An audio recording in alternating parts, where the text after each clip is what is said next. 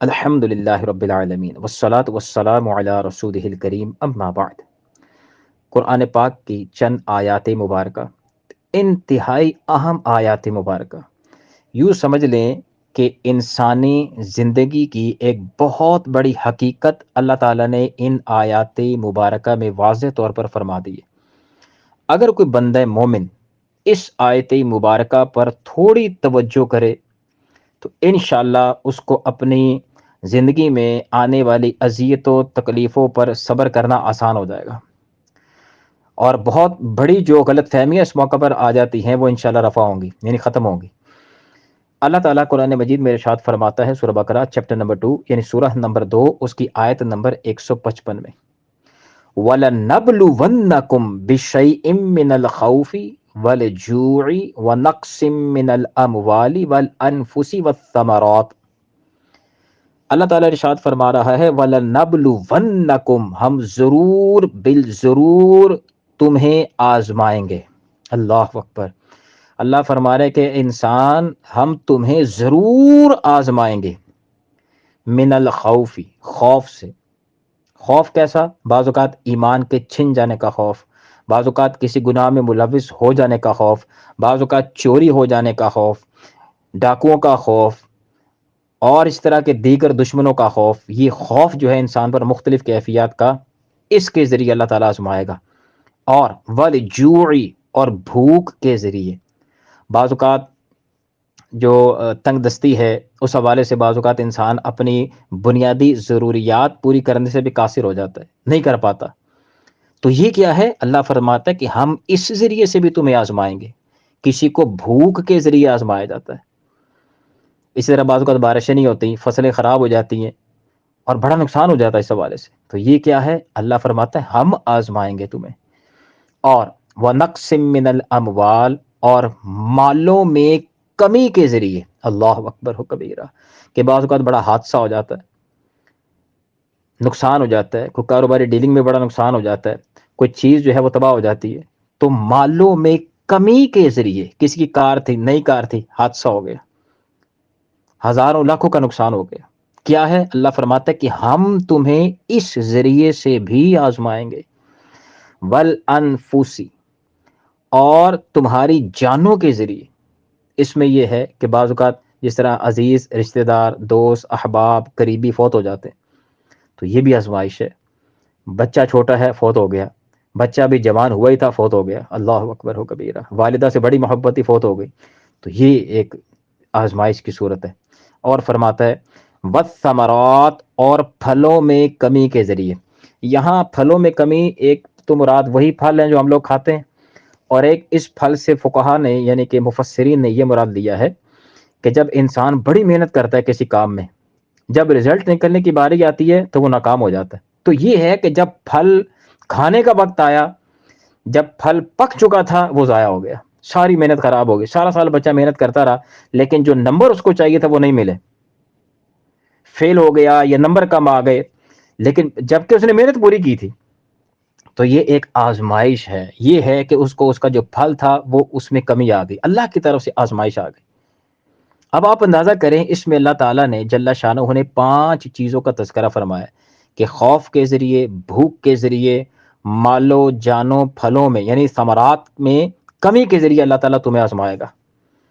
اب میں آپ سے پوچھتا ہوں، مجھے بتائیں کہ ہماری زندگیوں میں بعض اوقات پریشانیاں آتی ہیں، ٹینشنز آتی ہیں، ہم لوگ فوراً سے پیشتر بدزن ہو جاتے ہیں کہ فلاں نے جادو کروا دی ہے، فلاں نے ٹونا کروا دیا، یا یار یہ میرے اوپر آزمائش کیوں آ گئی، میرا کاروبار کیوں نہیں چل رہا، گاہک ہی نہیں آتا، جس چیز کو بھی ہاتھ لگاتا ہوں مٹی ہو جاتی ہے، یہ میرے ساتھ کیوں ہو رہا ہے، یہ بیماری مجھے ہی کیوں لگی ہے، میرے گھر میں یہ کیوں ہے، میرے پاس یہ کیوں نہیں ہے، میرے پاس وہ کیوں نہیں ہے، یہ نقصان کیوں ہو گیا، ابھی تو ہمارا کوئی اس طرح کا پروگرام ہی نہیں تھا، ابھی تو میں نے نئی کار لی تھی، بھائی ابھی تو ہم زکوٰۃ بھی ٹائم پہ دیتے ہیں، تو پھر میرے گھر چوری ہو گئی، بھائی میں یہ کام وقت پہ کرتا ہوں، بھائی میں نماز پڑھتا ہوں، میرے ساتھ یہ مسائل پھر ہو گئے۔ اور بندے مومن قرآن تو پڑھ، اللہ تعالیٰ فرما رہا ہے کہ ہم تمہیں ضرور بالضرور آزمائیں گے۔ یہ دنیا آزمائش گاہ ہے، آزمائش گاہ۔ اللہ فرماتا ہے سورہ عنکبوت سورہ نمبر 29 اس کی آیت نمبر 2 میں، جس کا مفہوم یہ ہے، کیا لوگ اس گھمنڈ میں ہیں کہ اتنی بات پر ہی چھوڑ دیے جائیں گے کہ ہم ایمان لے آئے اور ان کی آزمائش نہیں ہوگی؟ اوئے ہائے اللہ اکبر و کبیر، اللہ فرما رہا ہے بندے مومن آزمائش، تیری زندگی ہی آزمائشوں میں گزرنی ہے۔ کسی کو اللہ اولاد دے کے آزماتا ہے، کسی کو صرف بیٹیاں دے کے آزماتا ہے، کسی کو بیٹے بیٹیاں دونوں دے کے آزماتا ہے، کسی کو بالکل محروم کر کے آزماتا ہے، کسی کو مال دے کر آزماتا ہے، کسی سے مال لے کر آزماتا ہے، کسی کو بیماری دے کر آزماتا ہے، کسی کو لمبی جو ہے تندرستی دے کر آزماتا ہے۔ وہ یہ مختلف صورتیں ہیں آزمائش کی، ہر بندہ ہی آزمائش میں، ہر بندہ ہی پریشان ہے۔ میرے آقا علیہ الصلوۃ والسلام نے ارشاد فرمایا، مفہوم یہ ہے، دنیا مومن کا قید خانہ، کافر کی جنت ہے۔ قید خانے میں آزمائشیں، پریشانیاں، دکھ، تکلیفیں ہوتی ہیں یا راحتیں نہیں ہوتی۔ ہماری پریشانی ڈبل کی ہو جاتی ہے کہ ہم اصل میں اس دنیا کو جنت بنانا چاہتے ہیں، کہ دنیا جہاں کی سہولت مجھے میسر آنی چاہیے، میرے پاس ٹینشن نہ آئے، میرے پاس پریشانی نہ آئے، میرے پاس ہر چیز ہونی چاہیے۔ وہ جب یہاں سکون نہیں دیکھتا تو وہ ڈبل پریشان ہو جاتا ہے۔ حالانکہ اگر ذہن بناؤ کہ نہیں، یہ میرے اللہ کی طرف سے آنی ہی آنی ہے، یہ پریشانیاں مجھے لگ کر ہی رہیں گی، اگرچہ میں بہت بڑا نیک ہو جاؤں، اگرچہ میں فاسق و فاجر ہوں، جو آزمائش اللہ پاک نے لکھ دی بندے مومن، وہ تو اسے ٹال نہیں سکتی، یہ پہلے سے لکھی ہوتی ہیں، یہ ٹال نہیں سکتی۔ آگے اللہ تعالیٰ علاج بھی ارشاد فرما رہا ہے۔ اب کرنا کیا ہے جب اللہ کی طرف سے اس طرح کی آزمائشیں مختلف نوعیتوں کی آئیں گی؟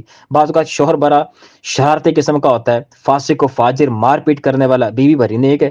بعض اوقات بیویاں بڑی جو ہے وہ کرپٹ قسم کی، اس معنی میں کہ زبان کی تیز اور بہت اس طرح کی جو ہے معاملہ ہو جاتا ہے۔ شوہر بڑا نیک ہوتا ہے۔ یہ بھی آزمائشیں ہیں، انسانوں کو انسانوں کے ذریعے آزمانا، یہ مختلف نوعیتیں ہیں۔ اب اللہ فرماتا ہے آگے، وَبَشِّرِ الصَّابِرِينَ، اور آپ صبر کرنے والوں کو بشارت دے دیں۔ اللہ اکبر، کہ بندے مومن یہ آزمائشیں تو آئیں گی آئیں گی۔ اچھا اللہ کرنا کیا ہے؟ اللہ فرما رہا ہے کہ بندے مومن صبر کرنا ہے، کیونکہ اس صبر کی وجہ سے میں تمہیں وہ انعامات دوں گا کہ تم سوچ بھی نہیں سکتے، نہ تمہاری آنکھوں نے کبھی دیکھے ہوں گے، نہ تمہارے کانوں نے کبھی سنے ہوں گے۔ دنیا کا یہ معاملہ ہے۔ وبشر الصابرین۔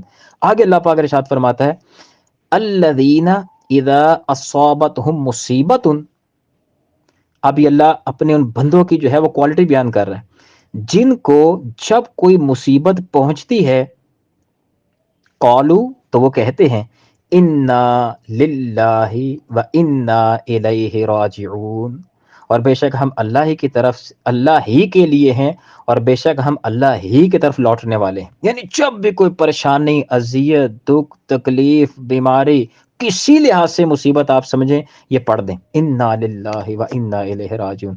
یہاں تک فقہاء نے لکھا کہ اگر لائٹ بھی تمہاری چلی گئی ہے تب بھی پڑھ دو، انا للہ و انا الیہ راجعون، کیونکہ یہ بھی تو ایک طرح کا نقصان، اذیت ہے نا۔ آگے اللہ فرماتا ہے، جس نے یہ کام کر لیا، صبر کر لیا، اور صبر کے وقت مجھے یاد کیا، انا للہ و انا الیہ راجعون، اللہ فرماتا ہے، اولئک علیہم صلوات من ربہم، یہی وہ لوگ ہیں جن پر ان کے رب کی طرف سے خصوصی نوازشیں ہیں، اللہ اکبر و کبیرہ، ورحمت، اور رحمت ہے، وَأُولَئِكَ هُمُ الْمُهْتَدُونَ، اور یہی لوگ ہدایت یافتہ ہیں، یہ ہیں ہدایت یافتہ لوگ۔ آپ دیکھنا چاہتے ہیں نا ہدایت یافتہ کون ہے، تو وہ یہ چیز دیکھیں کہ اللہ تعالیٰ جب اس پر آزمائش ڈالتا ہے تو وہ آگے سے صبر کرتا ہے اور اللہ کو یاد کرتا ہے۔ اللہ فرماتا ہے کہ یہ میرے بندے ہیں جن کے لیے خاص نوازشات ہیں، میری خاص رحمت ہے، اور یہی لوگ ہدایت پر ثابت قدم ہیں۔ اللہ اکبر کبیر۔ اللہ تعالیٰ سے دعا ہے کہ اللہ تعالیٰ ہمیں دین کو سیکھنے سمجھنے کی توفیق عطا فرمائے، اور ہرگز کسی مصیبت، ٹینشن، پریشانی کے آنے پر جادوگروں اور 2 نمبر ڈبے پیروں کی طرف نہ بھاگیں۔ ذہن میں رکھیں، آپ مسلمان ہیں، دنیا میں آئے ہیں، دنیا آزمائش گاہ ہے، یہاں آپ راحت، سکون، چین کے لیے نہیں بنائی گئی یہ دنیا آزمائش کے لیے بنائی گئی ہے۔ راحت، سکون، چین، موج، مستی، سکون، ہر طرح کی آسائش وہ جنت میں ہوگی۔ اللہ تعالیٰ مجھے اور میرے تمام سننے والوں کو، جتنے مسلمان مجھے سنیں، اللہ ہم سب کو جنت میں اللہ جگہ عطا فرمائے، محبوب علیہ الصلوۃ والسلام کے پڑوس میں، آمین یا رب۔